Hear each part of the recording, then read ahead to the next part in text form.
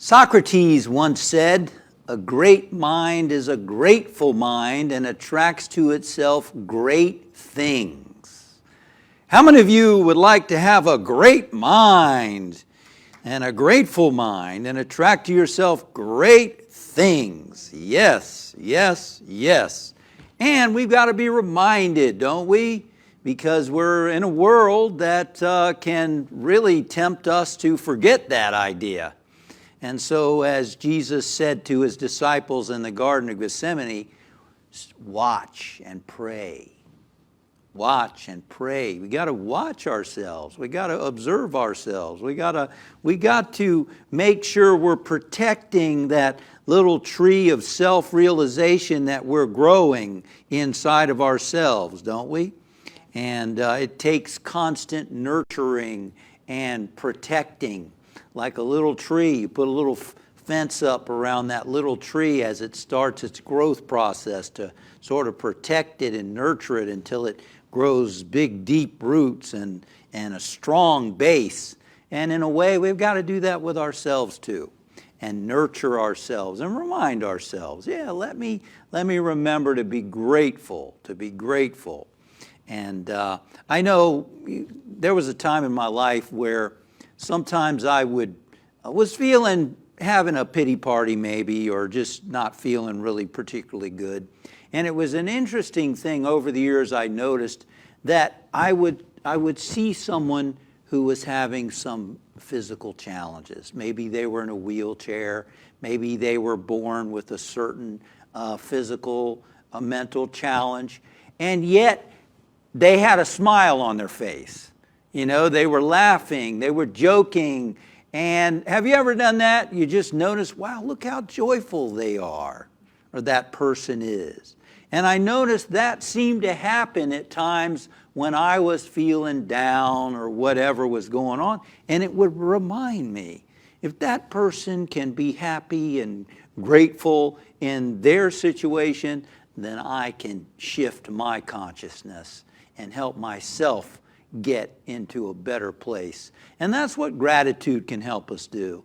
When we start counting our blessings and why I'm blessed and why I'm grateful, it can really shift our consciousness, our energy. I remember a story that Dr. Robert Schuller told many years ago about a man who was on the phone with this man. This man was desperate. He was suicidal. He had lost, his business was failing, and there was a lot of things not going well in his life. And Robert Schuller asked him some questions. Can you hear me okay? Yeah, I can hear you. Wonderful. That means you still have the gift of hearing. Yeah, that's right. Can you feel the chair beneath you? Yeah, I can feel the chair. Good, wonderful. Your senses are still working, aren't they? Yes, that's true. I can. Now, look out your window. What do you see out there? Well, I see a tree and I see some flowers. Wonderful. That means that you still have the gift of sight. You can see. Your eyes are working. And as he started to talk to this man, and how's your mind? How are your thoughts? Oh, Robert Schuller, my thoughts are okay. Good, then you can still get creative ideas that can prosper you and bless you and help others. How about, how's your wife? You know, how is she doing? And by the end of the conversation, this man had a new hope in his mind. He had a different way of looking by focusing on what was right, what was working in his life. I have such a gratitude as I recall Dr. Robert Schuller. I thought he was such an inspirational person. He had a big impact on my life when I was new on the spiritual journey, and was kind of an introduction to me to Christianity. I used to get up on Sunday mornings and in my school dorm and turn on The Hour of Power with Robert Schuller, and it just lifted my spirits at such a confused time in my life. And so that's a wonderful message to remember for ourselves, that where you put your focus, where you put your focus has a tremendous influence on how you feel in the moment. And we can always count our blessings, can't we? And so today we're talking more about principles of healing. Of course, the principle of giving. John Strickland wrote a chapter called Seva, Unselfish Service. And Seva is a Sanskrit word which means unselfish service, selfless giving. And we'd like to talk about that a little bit. When you think of the word thanksgiving, think of those two words, thanks and giving, right? Those are two powerful things that create healing and health and prosperity in our lives. Being grateful, thanks, and giving. There's a Hebrew word for thanksgiving, which is yada. Now, that word has other connotations and meanings as well, but one of them is thanksgiving. And also stretching forth thy hand, as we see in the scriptures, stretching forth thy hand. And as the late Eric Butterworth pointed out, that when you can look at that as a sense of separation, that stretching forth the hand, that somehow God is separate from you. And so you're begging, you're pleading, you're asking God for something. And Eric says that's missing the deeper understanding of stretching forth the hand, the deeper meaning of yada, of thanksgiving. It really is stretching forth your hand in releasing the good that's inside of you. Because as an expression of spirit, as a wave in the ocean of spirit, you're part of that. You become an avenue through which spirit expresses. So instead of reaching and asking for something from God, from the universe, you become an avenue, an instrument through spirit is expressing.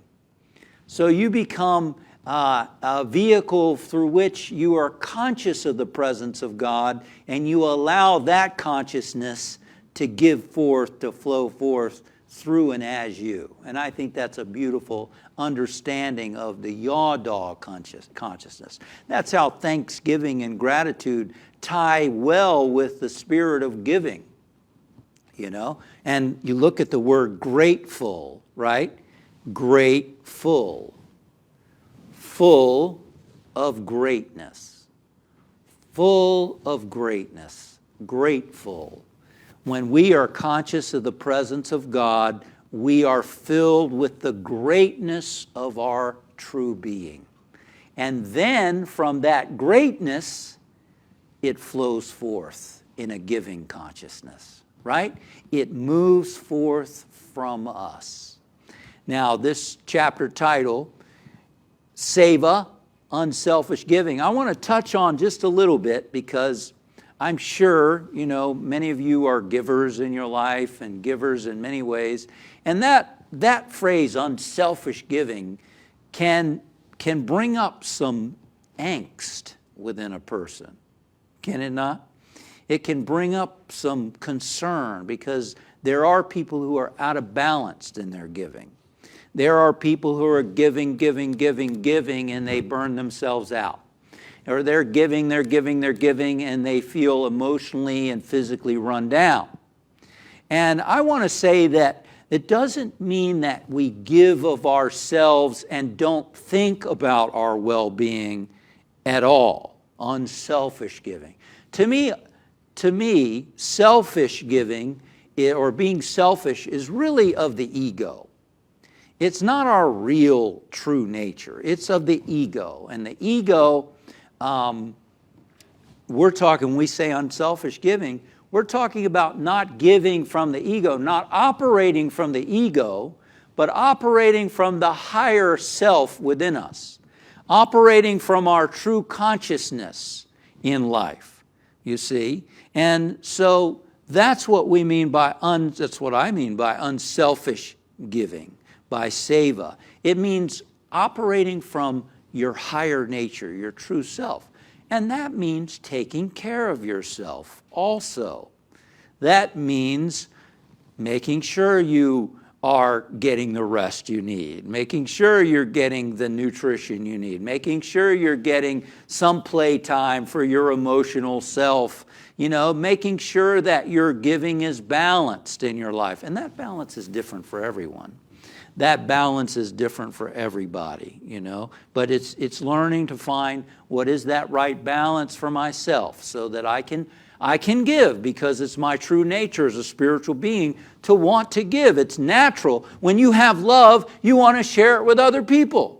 You see? Now that's different from the ego. The ego thinks that it's empty. The ego thinks that it's lonely. The ego feels like it needs someone or something on the outside in order to be full and complete. And that kind of giving is better than no giving, but that person is giving for an outcome. That person is looking, well, if I give, what's in it for me? If I give, how am I going to benefit? Well, and so that's the ego. The ego is looking outside, trying to always asking, what's in it for me? The ego is always looking to get something to fill itself up. So when we talk about save a unselfish giving, we're talking about don't come from the ego, come from your higher self, come from your higher nature. You are full and complete as a spiritual being. That's what the great saints and sages tell us. You are full and complete as a spiritual being. Jesus said, I've come that my joy might be in you and that your joy might be what? Full. As a spiritual being, we are filled up with love. We are filled up with joy. We are filled up with abundance. And when you're filled up, what do you want to do? You naturally let it express. You naturally are giving. You just want to share it with people. Even though you don't need somebody to be filled up, it's fun to share your love with other people, right? So it doesn't mean you don't have relationships. It doesn't mean any of that different stuff. It means that you're expressing from a different place. You're doing it from a place of being filled up. Now, for a person who has secluded themselves, they're only thinking from the ego place and they're not giving a whole lot in their life, it can be helpful to remind that person that studies have shown that when you volunteer, you experience what researchers have discovered, a helper's high, they call it. Endorphins are released. They've done studies that show that people who volunteer or give, they live longer. Their hearts are in better shape physically. They have generally a decrease in stress. It's helpful for people when in times when times are difficult and people are afraid, they cocoon themselves. Studies have shown that when people watch the news and they see negativity on the news, it's an exaggerated understanding of what's actually going on in the world. Their fears are exaggerated greater than what's actually portrayed in the media. So watching negativity in the news tends to heighten people's sense of negativity, and they can retreat into a cocoon and just be around their close family, relatives, or whoever, and they're afraid to connect with their neighbor and with life around them. And how many people have experienced that in the last few years with what's been going on in the world, right? And so those people need to be reminded that that doesn't help you, that doesn't protect you. What helps you is connecting with other people, because now you're making connections and there's security in making friends and making those connections with others. So, it's helpful to remind us that when you become a giver, you connect with other people. When you become a giver, you reduce your fears. When you become a giver, you actually begin to tune into and express your higher potential. Mahatma Gandhi said that when you lose yourself in giving, you become more of yourself. You become more of your higher self. You start to give and you start to realize, oh, this is wonderful. You start to give and you start to feel, oh, I want to do more of that. It's more of yourself starts to express and unfold through giving. One of the co-authors of this great book called The Power of Giving, He said that he was an accountant, and he was volunteering in Pakistan. And in Pakistan, there was one of those refugee camps with Afghanians living in it. And he was interacting with them.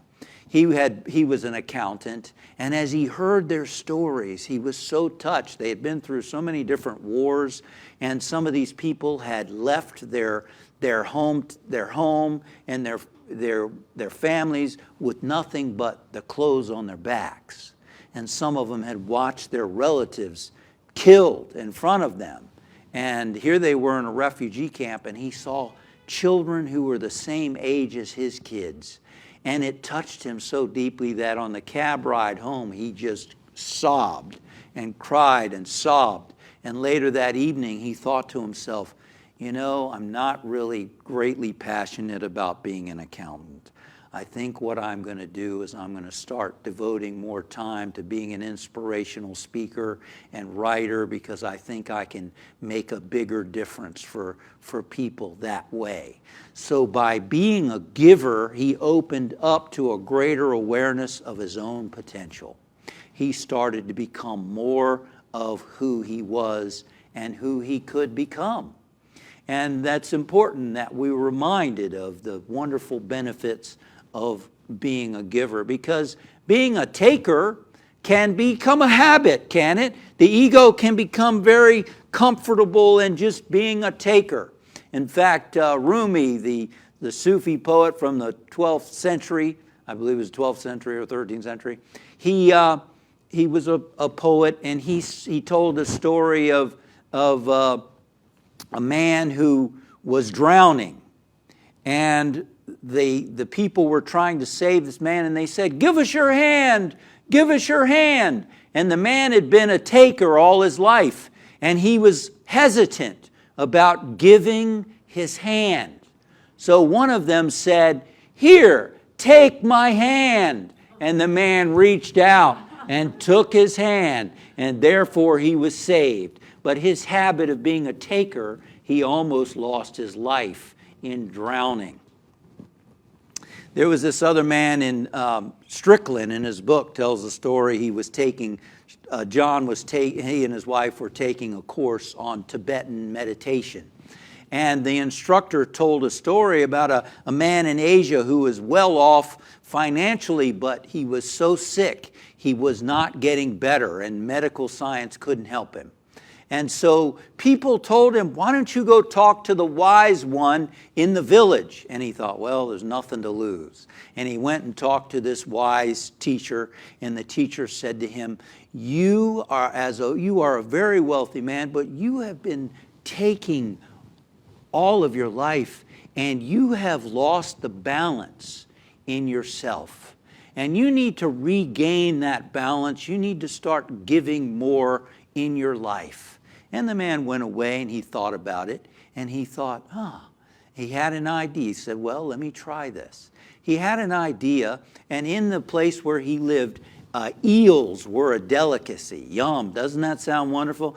Eels were a delicacy. They had in all the little places, they had live eels for sale, swimming in the water, and connoisseurs would come and buy these fresh eels and cook them up and all that. And this man decided he was going to buy all of these live eels in the whole town, and he released them all into their native waters.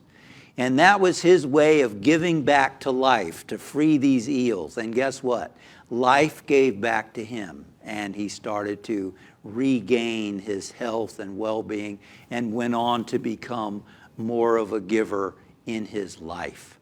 So the wonderful benefits of giving, we become more of ourselves, we start to connect more with other people, and we release something, as Strickland says in his book, by letting that giving self that we are out, we are healthier in our souls, and we are healthier in our bodies. And so this Thanksgiving, what we can do is remember the word thanks and giving, and realize that both having a gratitude and being a giver releases something more of who we are in our life, something more more of our potential. And that word grateful, being full of the greatness of God and letting it unfold. The yada consciousness, stretching forth our hands, letting God be God and express through us. And I think it's important to recognize, the final point I want to make is that true giving is really God giving to God. True, real giving is Spirit giving through us to others, because it's really one, isn't it? There was a wonderful doctor, a medical doctor, Naomi Raymond, who wrote a lot of wonderful books. And she talks about when you're giving to others, it shouldn't be us giving to some needy person. It's rather my wholeness giving to the wholeness in another person.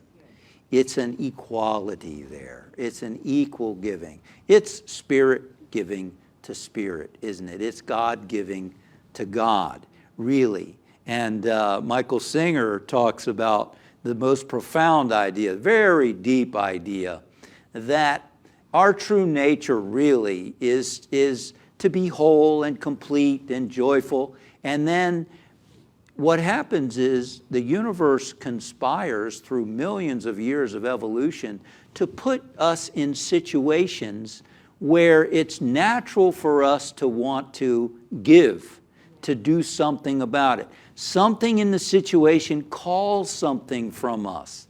And when we're not operating from the ego, because the ego is always thinking, well, let's say, it gives the example of a baby that falls. The ego is like, oh, I'm not going to help that baby. The personal self, no, I'm not going to help that baby because what if they sue me for helping the baby, picking the baby up? Or, well, I lost my baby when I was young and babies make me sad. I don't want to have anything. Let somebody else help the baby. That's all personal stuff. That's ego. But when the ego's not there, the personal stuff's not there, it's just the moment is there. There's a need and you're there and you just automatically help that little baby up. Whatever the situation is. It's not me, I'm helping. It's just you're there and there's a situation and you just do what the universe is calling you to do. And that is totally beyond ego. And so one moment after another, there is a situation that comes before you that the universe has conspired to create through years and years of evolution, and you happen to be there, and there's a need, and so you automatically respond. That's true giving in the highest sense, isn't it? That's kind of what people observed in Mother Teresa. Now, maybe she had, some turmoil going on within her, but I remember reading of a journalist who was skeptical. He was an atheist. And he decided to go and visit Mother Teresa. And he went and visited Mother Teresa, and he was profoundly impacted by this little woman who he said it was like she wasn't there. It was like there was no ego there. It was just her movement, her love, her giving, her helping. And he said he saw God working through this wonderful lady, and he became a man of faith from seeing that person in action. And so that's, ultimately that's where we're unfolding, is to really just be our full self in the moment, responding to whatever the universe is calling us to respond to in the present moment.